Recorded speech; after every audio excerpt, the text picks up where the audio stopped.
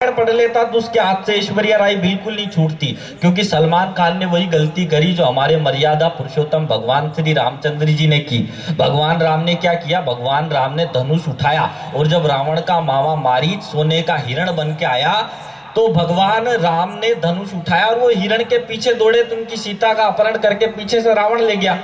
सलमान खान ने भी वही गलती की, उस बेवकूफ ने जोधपुर में आके 2 हिरणों को सल्टा दिया। उसकी ऐश्वर्या राय वाया विवेक ओबराय होते हुए अभिषेक बच्चन तक पहुंच गई। अब तो वापिस आने के चांसेस भी नहीं है। और आइए मैं आपकी इसी मुस्कुराहट को बरकरार रखना चाहता हूं, क्योंकि शेक्सपियर ने कहीं लिखा है, एक ये जिस किसी की भी पांडुलिपि है, हाँ ये आपकी है, फिर तो कुछ भी नहीं बोलूंगा मैं, फिर तो मैं बोल ही नहीं सकता, क्योंकि संकट ये है कि मेरा पेमेंट वाला लिफाफा इन्हीं के पास फंसा हुआ है, तो इनके लिए मैं कुछ भी नहीं बोल सकता। आइए कवि सम्मेलन का अब विधिवत शुभारंभ करते हैं और मैं आपको हंसा हंसा कर लोटपोट करने के लिए मुंबई से एक ऐसा कवि को हमने आमंत्रित किया है। लाफ्टर शो के पर्दे पर आपने कई बार जिनको देखा होगा, दिनेश बावरा के नाम से जाने जाते हैं और हिंदुस्तान ही नहीं हिंदुस्तान के बाहर भी कई देशों की यात्राएं उन्होंने की है। आपके नौजवान दिलों को हंसा हंसा कर लोटपोट करने के लिए मुंबई से उस कवि को हमने आयातित किया है और शेक्सपियर ने जो कहा था वो मैं आपको सुना देता हूं। शेक्सपियर ने कहीं लिखा कि जो मस्त रहता है वो कभी स्वर्ग में नहीं जाता, और अब तालियां उठे एक साथ सभी की कि जो मस्त रहता है वो कभी स्वर्ग में नहीं जाता, बल्कि जहां जाता है वहीं स्वर्ग बना देता है।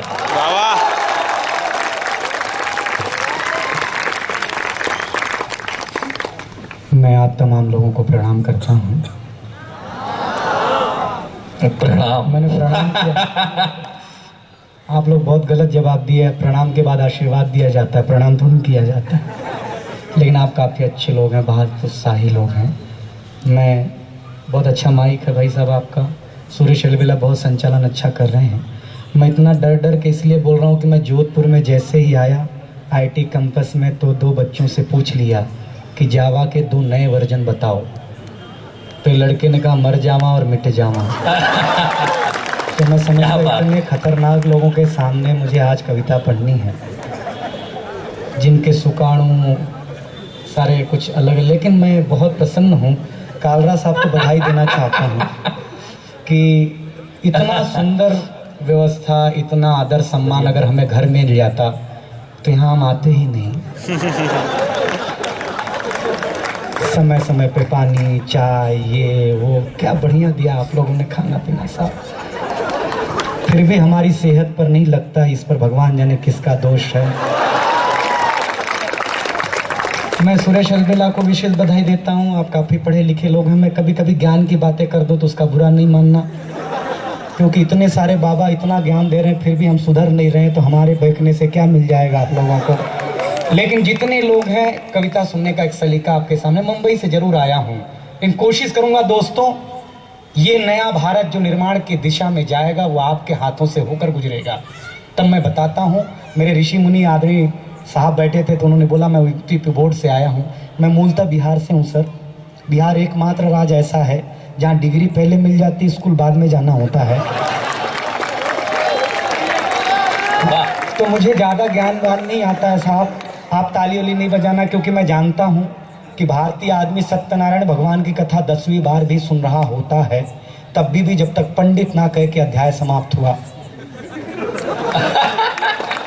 तब तक वो अक्षत फूल नहीं छोड़ता। इसलिए सत्यनारायण भगवान भी जिंदा और कथा भी जिंदा है साहब। हाँ, इसके अंदर कथा है कि हम कोई चीज़ ध्यान से नहीं सुनते साहब। जो चीज़ हम ध्यान से सुन ले तो हमें बहुत कुछ ज्ञान प्राप्त हो जाए। जैसे मैं छोटी छोटी बातें आपको बताऊंगा। एक सबसे अच्छी बात बताता हूँ, लेकिन उसके पहले कविता सुनने का सलीका निर्धारण कर देता हूँ, आपको अच्छी लगेगी। कि दूध को दूध, पानी को पानी कह दूँ, मेघ की गर्जना दरिया की रवानी कह दूँ, कैश में रेला को जो भेजी थी निशानी कह दूं, सूर के पद मीरा की बानी कह दूं, अगर यूं ही चुप रहे तो कुछ कह न पाऊंगा, जरा सा साथ दो तो दुनिया की कहानी कह दूं। क्या बात है, वाह वाह वाह। यहाँ से कही जाए साहब, हमारे यहाँ सोमवार रविवार, रविवार से सोमवार, मंगलवार बुधवार, लेकिन हमारा भारत इसे जिस दृश्य से देखता है, मैं इस समय की सबसे अच्छी बात आपके आंचल में रखना चाहता हूँ, आपके प्रांगण में रखना चाहता हूँ। उसके बाद हंसी मजाक के लिए मैं कुछ भी शुरू कर दूँ। देखो, मैं मुंबई महानगरी से आया हूँ। मुझे तो याद है कि वैलेंटाइन डे के दिन एक लड़की गई ग्रीटिंग कार्ड के दुकान में, दुकानदार से एक बड़ा सीधा सा सवाल किया कि आपके पास ऐसा कोई कार्ड है कि जिस पर लिखा हो कि मैं सिर्फ और सिर्फ तुमसे प्यार करती हूँ? तो दुकानदार ने कहा है। लड़की ने कहा 10 कार्ड पैक कर दो। है भाई साहब, मैं जो भी कहूँगा थोड़ा सा डिस्कवर में कहूँगा, मतलब कवर के साथ कहूँगा। नहीं, ये इनके कोर्स की बात है, चिंता मत करो, ये तो अगले साल इनके कोर्स में यही आएगा। जब इतना पढ़ा लिखा मैं होता तो मैं यहाँ आया होता भाई साहब। मुझे पता है कि मुझे कहने का सलीका नहीं आता, ढंग नहीं आता, जो भी कहता हूँ हल्के फुल्के में कह दूंगा, आप समझ लेना, आपको अच्छा लग। पहली लोग बोलते हैं हमारे भारतीय संस्कृति पर पाश्चात्य का ऐसा और प्रभाव पड़ रहा, वैसा मैं नहीं डरता साहब। एक अंग्रेज आया हमारे हिंदुस्तान, बोला क्या तुम्हारा हिंदुस्तान? हमने कहा ये देख तुलसी माता, इसको हम आंगन में लगाते हैं, अगरबत्ती दिखाते हैं, पूजा करते हैं, भोग में प्रयोग लाते हैं। उसने उखाड़ करके पत्ते पत्ते अलग कर दिए साहब। फिर मेरा भारतीयपन जगा, मैं उसको एक खुजली के पेड़ के पास ले गया। मैंने कहा ये वो मेरी माता थी, ये मेरे दादाजी हैं। उसने उसको उखाड़ा भाई साहब। उसके बाद भारत में आपको एक भी अंग्रेज पूरे कपड़े पे नहीं मिलेगा, बरमूडे पे, स्लीपर पे, घर पे। हम पेड़ पौधों से काम कर लें साहब। कहाँ लगता है चैनल ये वो, 4 पंक्तियां रखता हूँ, मेरा पहनावा देखना, और मैं उसको चेतावनी सौंपता हूँ। एक बात बताऊँ आपको, IT शब्द वहाँ से आया अंग्रेजी का। उनका शब्द हम 2 मिनट में बोल देंगे IT, उनको बोल दो प्रौद्योगिकी बोलो। भगवान कसम कहता हूँ भाई साहब, पूरा साल एक ही लेक्चर में गुजर जाएगा लेकिन अगला नहीं सीख पाएगा। हम भारत के लोग नाम भी इतना कठिन रखते हैं साहब कि तू सीख ले बेटा आ करके, मात्र बोलना सीख ले। कहाँ डरे बैठे हो यार आप लोग? कोई टेंशन नहीं लेना। 4 बंद पढ़ता हूँ। कालरा साहब जैसे जब प्रबुद्ध लोग हैं तो बोलने में भी डर लगता है, क्योंकि मैं जिस स्कूल में पढ़ा वहाँ गाय भैंस पहले पहुँच जाती थी सर, मास्टर जी बाद में आते थे। सर जानते हैं इस बात को। एक मास्टर जी तो हमारे यहाँ पलटू यादव थे सर, वो घर से ही सीख के आते थे कि किसको आज पूछना है, टारगेट कर लेते थे साहब उसको। एक दिन मेरे को टारगेट कर लिया, बोले दिनेश बावरा खड़े हो जाओ। हम खड़े हो गए। बोले 9 का पहाड़ा याद है? बोले याद है। बोले सुनाओ। मैंने कहा गुरुजी भूल गया आपको खड़ा करते ही। बोले चलो नीम के नीचे। एक नीम के पेड़ के नीचे ले जाके खूब मारते। दूसरे दिन मैं 12 तक याद करके गया। फिर आए पलटू मास्टर, बोले खड़े हो जाओ। खड़े हो गया। बोले पहाड़ा याद है? मैंने कहा हाँ सर याद है। बोले 15 का सुनाओ। भाई साहब तीसरे दिन तो मैं 20 तक याद किया मैंने, रात भर बैठ करके एकदम चन्ना हो गया। मैंने कल पूछो गुरुजी। आए, एक तो चश्मा लगाते थे, वो आकर बोले दिनेश बावरा आए हैं? आए हैं। खड़े हो जाओ। पहाड़ा याद है? मैंने कहा गुरुजी बिल्कुल याद है। बोले 22 का सुनाओ। अरे मैंने कहा गुरुजी जब आपको मारना ही होता तो पहाड़ा क्यों पूछते हो, सीधे ले चलो ना यार। क्या बात है। ये हमारे गांव की पढ़ाई हुआ करती थी साहब।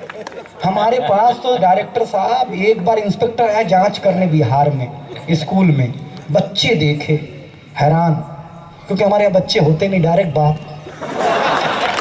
एक बच्चे को खड़ा किया, बोले बताओ तुम्हारे प्रदेश का मुख्यमंत्री कौन?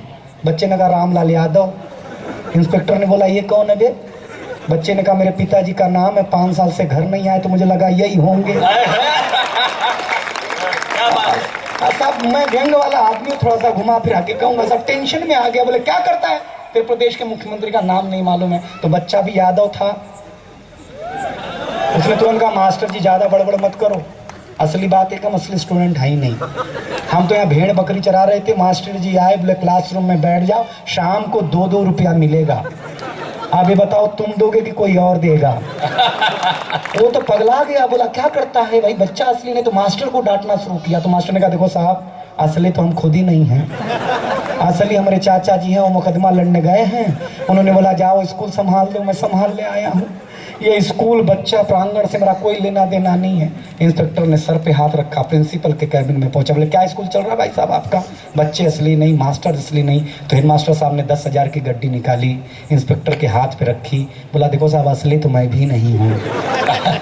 असली मेरे पिताजी हैं, वो खेत में काम कर रहे हैं। बोले कि इंस्पेक्टर आएगा, उसके हाथ में 10,000 की कड़कड़ाती नोट रखना, बिना कुछ बोले सारी फाइलों पे साइन करके निकल लेगा। अगला व्यंग अच्छा लगे तो मुझे बताए IIT। इंस्पेक्टर ने 10,000 रुपया लिया और बोला देखो ये तो मैं था कि जो 10,000 में मान गया, कहीं असली वाले साहब आते।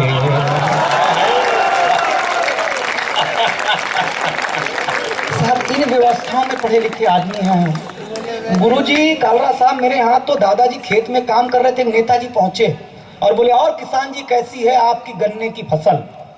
तो मेरे दादाजी ने नेताजी के पैर पकड़ लिए, बोले कृषि मंत्री के पैर मेरे खेतों में, मैं तो धन्य हो गया। अब नेताजी हैरान, उन्होंने बोला 4 दिन शपथ खाए हुआ, अखबार में छपा नहीं, टीवी में दिखा नहीं, अगले को कैसे मालूम कि मैं कृषि मंत्री हूँ। तो बड़ी विनम्रता से पूछा आपको कैसे मालूम पड़ा कि मैं कृषि मंत्री हूँ। तो दादाजी ने कहा बेटा जब तूने गेहूं की फसल को गन्ने की फसल बताई तब भी मैं समझ गया। साहब मैं थोड़ा सा घुमा के कहता हूँ, लेकिन भारतीय परिवेश क्या सिखाता है। हम सोमवार रविवार से लेकर के शनिवार तक यात्रा करते हैं, लेकिन भारतीय दर्शन से जब आप इसे देखेंगे तो रविवार कहता है कि सूर्य के समान आप तपो जलो लेकिन दुनिया को प्रकाश दो, यह शर्त है आपके सामने। सोमवार कहता है कि अगर आप सूर्य के समान तपे तो आपके अंदर सोम अर्थात चंद्रमा होता है, चंद्रमा जैसी शीतलता आपके अंदर अपने आप आना शुरू हो जाएगी। अगर शीतलता आ गई तो मंगल का प्रवेश निश्चित है। अगर मंगल आ गया तो बुध अर्थात पंडित, आपको पंडित बनाने से कोई नहीं रोक सकता। आप पंडित हो गए तो आपको गुरु बनने से कोई नहीं रोक सकता।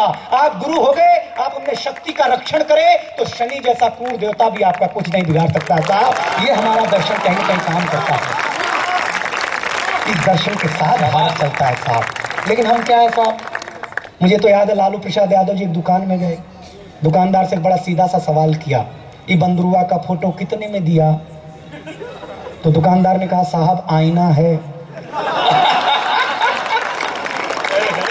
आदमी की दुर्दशा होती है तो यहाँ से शुरू होती है साहब। मैं आपको कालरा साहब बताता हूँ, आदमी की नई नई शादी होती है, 5 साल तक उसका बेडरूम चेक करो, सुंदर सुंदर पर्दे, डिओड्रेंट, सेंट की डिबिया, फूल के गुलदस्ते सब मिलेंगे। 5 साल बाद बाम की शीशी, पेंजॉन की टैबलेट, आयोडेक्स मलहम, ये सब मिलना शुरू हो जाए तो समझना IIT में एडमिशन लेने का समय आ गया है भाई साहब। ये होता है दर्द। लेकिन मैं चाहता हूँ कि मेरे पीछे बहुत अच्छी पीढ़ी है। देखो साहब एक बात बताऊँ, एक मेरा भी फार्मूला है।